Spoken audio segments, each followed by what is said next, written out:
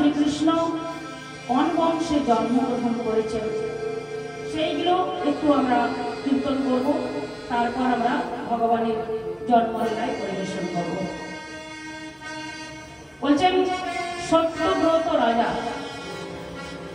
যে রাজাকে ভগবান মৎস্যরূপে দর্শন দিয়েছিলেন, সেই সত্যব্রত রাজাই বৈবর্ষক মনু হয়ে জন্মগ্রহণ করেছে।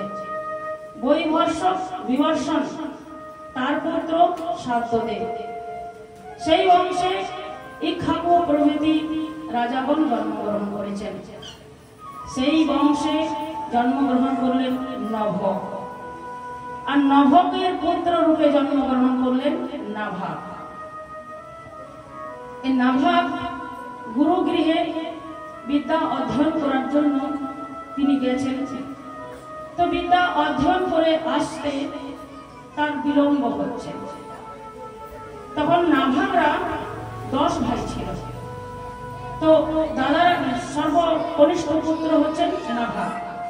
তো দাদারা চিন্তা করলেন যে ভাই গুরুগৃহে বিদ্যা অধ্যয়ন করতে গেছেন, ভাই হয়তো আর গুরুগৃহ থেকে ফিরবেন না, তিনি হয়তো সেখানে গুরুদেবের কাছ থেকে সন্ন্যাস গ্রহণ করে বনে চলে গিয়েছেন।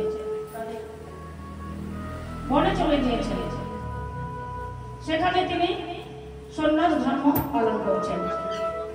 তারা কি করেছেন, 10 ভাই মিলে বাবার যা সম্পত্তি সব তারা ভাগ করে নিয়েছেন। সব যখন ভাগাভাগি হয়ে গেল, তারপর নাভাগ যখন ফিরে আসলেন বাড়িতে, তখন নাভাগ জিজ্ঞাসা করলেন যে দাদা, আমার ভাগটা কোথায়? তোমরা তো সকলে পৃথক পৃথক হয়ে গেছে, তোমরা সকলেই নিজের নিজের ভাগ নিয়ে নিয়েছ, কিন্তু আমার ভাগটা কোথায়? তো দাদারা একটু উদ্ধত ছিলেন। দাদারা চিন্তা করলেন, দাদারা বললেন যে ভাই তুই ভাবলে কি করে যে তোর ভাগটা না দিয়ে আমরা নিজের ভাগটা নিয়ে নিয়েছি, আগে তোর ভাগটা দেখে তারপর আমরা ভাগ করেছি। তো নাভাগ বললেন দাদা আমি সেই কথাই তো বলছি।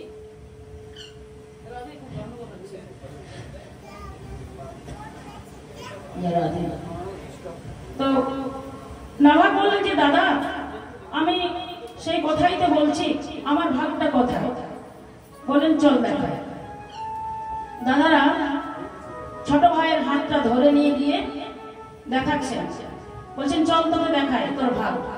গিয়ে দেখাচ্ছেন কি, মা বাবা বুড়ো বুড়ি বসে রয়েছেন, বলছেন তোর ভাগে এই দুটো পড়েছে, এই মা বাবা তোর ভাগে পড়েছে।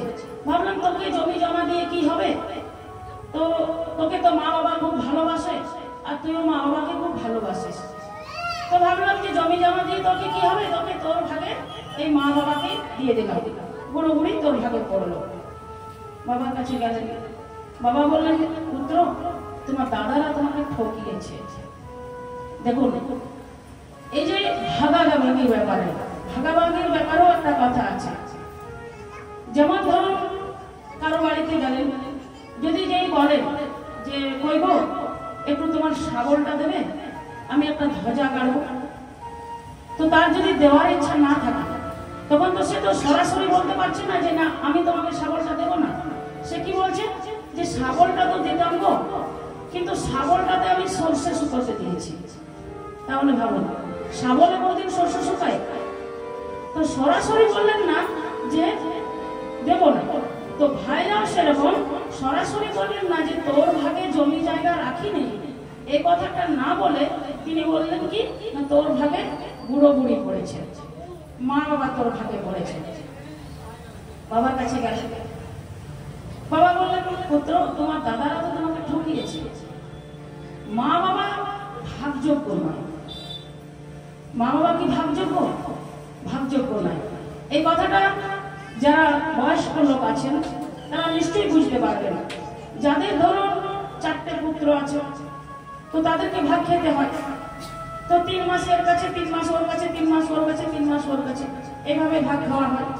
কিন্তু যখন দেখবেন যে বড় দাদার যখন পালি শেষ হয়ে যায়, তখন আর মাকে ওইখানে বসতেও দেবেন না, বলবে যাও ছোট ভাইয়ের কাছে গিয়ে বিশ্রাম করো। ছোট ভাইয়ের কাছে যখন পালা শেষ হয়ে যাবে তখন বলবে যাও দাদার কাছে গিয়ে বিশ্রাম করো, সেখানে আর থাকার অধিকার নেই। এরকম অনেকেই আছে। তো যাই হোক, যারা এরকমই আছেন তারা একটু পথ পরিবর্তন করবেন। না হলে তো দেখছেন যে আমাদের সন্তানেরা তো সব দেখছে যে আমরা কিভাবে শাশুড়ি শ্বশুরের উপরে ব্যবহার করছি, কিভাবে অত্যাচার করছি। তারা তো দেখছে যে আমার মা বাবা আমার দাদু ঠাকুমার সঙ্গে কেমন ব্যবহার করছে। তো তাহলে ঠিক সময় মতো তারা নিজের মা বাবাকে দিয়ে দেবে। তো সেজন্য বলছেন সাধু সাবধান, এতদিন যা হয়ে গেছে এখন তৎক্ষণাৎ পথ পরিবর্তন করো। যাই হোক, এদিকে যাব না। তো নাভাগ বাবার কাছে গেলেন। বাবা বললেন পুত্র, তোমার দাদারা তোমাকে ঠকিয়েছে, মা বাবা কখনো ভাগযোগ্য নয়। তো যাই হোক, এখন তো তোমার জীবিকা নির্বাহ করার প্রয়োজন। তুমি কিভাবে জীবিকা নির্বাহ করবে? তো আমি তোমাকে পথ বলে দিচ্ছি, তুমি এই পথে চলো। আমি যে পথে বলবো সেই পথে যদি তুমি চলো তাহলে কোনোদিনই তোমার জীবিকার নির্বাহের অভাব হবে না। বাবা বললেন পুত্র, ওই দেখো অঙ্গিরস ব্রাহ্মণেরা দীর্ঘদিন ধরে যজ্ঞ করছে। তাদের দুটো মন্ত্র ভুল হওয়ার কারণে তারা স্বর্গে যেতে পারছে না। তো আমি তোমাকে দুটো মন্ত্র শিখিয়ে দিচ্ছি। এই দুটো মন্ত্র তুমি ওই ব্রাহ্মণদের কাছে গিয়ে বলবে, আর ব্রাহ্মণেরা স্বর্গে যাবে।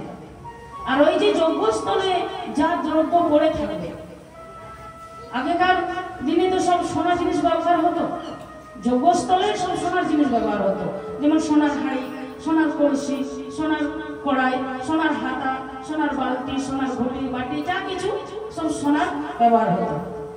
তো বললেন যখন ব্রাহ্মণেরা স্বর্গে চলে যাবেন তখন সেই দ্রব্যগুলো পড়ে থাকবে, আর সেগুলো তোমায় তারা দিয়ে দেবে, আর সেইগুলো নিয়ে তোমার সুন্দরভাবে জীবিকা নির্বাহ হয়ে যাবে। বাবার কথা শুনে গেলেন, গিয়ে বললেন হে ব্রাহ্মণগণ, এই দেখুন আমার বাবা দুটো মন্ত্র দিয়েছে, এই মন্ত্র যদি আপনারা একটু দেখেন। তো ব্রাহ্মণেরা দেখলেন, ব্রাহ্মণেরা দেখে খুব প্রসন্ন হলেন। বললেন নাভা, তুমি এত বড় উপকার করলে, আমি দীর্ঘদিন ধরে আমরা কষ্ট পাচ্ছিলাম, এই দুটো মন্ত্র ভুল হওয়ার কারণে আমরা স্বর্গে যেতে পারছিলাম না। তো তুমি আজ এত বড় আমাদের উপকার করলে, যাও আমরা তো স্বর্গে চলে যাচ্ছি। তো এই যে এইখানে যজ্ঞস্থলে যত দ্রব্য থাকলো এগুলো সব আমি তোমায় দিয়ে গেলাম। নাভাগকে সমস্ত দ্রব্য দিয়ে আর ঋষিরা স্বর্গে চলে গেলেন। ঠিক নাভাগ সমস্ত দ্রব্য গুটিয়ে নিয়ে আসবেন, আর সঙ্গে সঙ্গে সেখানে রুদ্র ভগবান প্রকট হয়ে গেলেন। রুদ্র ভগবান বলছেন নাভাগ, তুমি এটা কি করছো? অন্যের জিনিস নেওয়াকে চুরি করা বলা হয়। তো নাভাগ বলছেন আমি চুরি কেন করতে যাব? আমাকে তো ওই দেখুন অঙ্গিরস ব্রাহ্মণেরা স্বর্গে যাচ্ছে, ওনারা আমাকে দ্রব্যগুলো দিয়ে গেছে। বললেন তারা দেয় কি করে? অন্যের জিনিস কি করে দেয়? যজ্ঞস্থলের জিনিস যত দ্রব্য যজ্ঞে লাগবে, তারপর যেটা বেঁচে থাকবে সেটা তো যজমানের অধিকার নয়। তাহলে তারাই তোমাকে দ্রব্য দিল কি করে? এই দ্রব্য সব রুদ্রের অধিকার। তা আমি সেই রুদ্র ভগবান, এই দ্রব্য সব আমার অধিকার, তুমি এইসব জিনিসে হাত দিও না।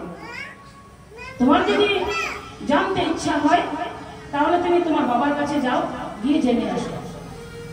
নাভাগ বাবার কাছে গেলেন, বাবাকে গিয়ে বললেন। বাবা বললেন অবশ্যই, যজ্ঞস্থলের যা কিছু দ্রব্য সব রুদ্রের অধিকার, কিন্তু প্রায়শ জায়গায় রুদ্র ভগবান আসেন না। এখন যখন রুদ্র ভগবান এসেছে তখন তুমি রুদ্র ভগবানকে সমস্ত জিনিস দিয়ে তার কাছ থেকে ক্ষমা চেয়ে এসো। নাভাগ গিয়ে বললেন হে রুদ্র ভগবান, আমার খুব অন্যায় হয়ে যাচ্ছে। আমার বাবা বললেন এ সমস্ত দ্রব্য আপনার, আপনাকে আমি সব দ্রব্য দিয়ে গেলাম, আর আপনি আমাকে ক্ষমা করুন। রুদ্র ভগবান খুব প্রসন্ন হলেন, বলেন নাভাগ, মানুষ একটা সত্য কথাকে গোপন করার জন্য 100টা মিথ্যে কথার আশ্রয় গ্রহণ করে, আর তুমি এইভাবে আমাকে সত্য কথা বললে। তোমার প্রতি আমি খুব প্রসন্ন হয়েছি, যাও আমি এই সমস্ত দ্রব্য তোমাকে দান করলাম, আর তার সঙ্গে সঙ্গে আমি তোমাকে আশীর্বাদ করলাম। এই দ্রব্য প্রতিদিন 100 করে বাড়বে। আজকে একটা হাঁড়ি ছিল, কালকে 100টা হয়ে গেল, একটা কড়াই ছিল, কালকে 100টা হয়ে গেল। এইভাবে যত দ্রব্য সব 100 করে বাড়তে লাগলো। আজকে একটা, কালকে 100, আবার 100 গুণিত 100, এইভাবে প্রত্যেক দিন বাড়তে লাগলো। বাড়তে বাড়তে বাড়তে বাড়তে এত ঐশ্বর্য, এত ধন রত্ন নাভাগের ভরে গেল যে সারা পৃথিবীর তিনি রাজা হয়ে গেলেন। আর ওই যে দাদারা ভাইরা যারা ঠকিয়েছিল, তাদের জমি জমা কোথায় চলে যায়? সব ধুলি ধূসর হয়ে গেল। এই জন্য বলছেন যে ঠকিয়ে কখনো বড় লোক হওয়া যায় না, অন্তত ভাই বোনদের তো নয়। আর মা বাবার যদি আশীর্বাদ থাকে তাহলে কখনোই ধন দৌলতের অভাব হবে না। হবে কি? হবে না। দেখুন, আমরা ভারতবর্ষের মানুষ, আমরা শ্রবণ কুমারের কথা শুনি। শ্রবণ কুমার নিজের মা বাবাকে বাঁকে করে, একদিকে মা একদিকে বাবাকে নিয়ে তীর্থ করাচ্ছেন। সবাই তো দেখেছেন, দেখবেন মোবাইলে, ফেসবুকে, টিভিতে মাঝে মাঝে আসে, মোবাইলে তো আসে। তো মা বাবাকে তীর্থ ভ্রমণ করাচ্ছেন বাঁকে করে দিলেন। আর আমরা সেই মা বাবাকে এত নির্যাতন করি, ভাত খাওয়াই, কটু কথা বলি কি? বলছেন না, এতদিন যার যতদিন হয়ে গেছে, এখন তৎক্ষণাৎ পথ পরিবর্তন করুন, আর না হলে কিন্তু আপনাকে ভুগতে হবে। এই অতুল ঐশ্বর্যের মধ্যে জন্মগ্রহণ করলেন অমরিশ।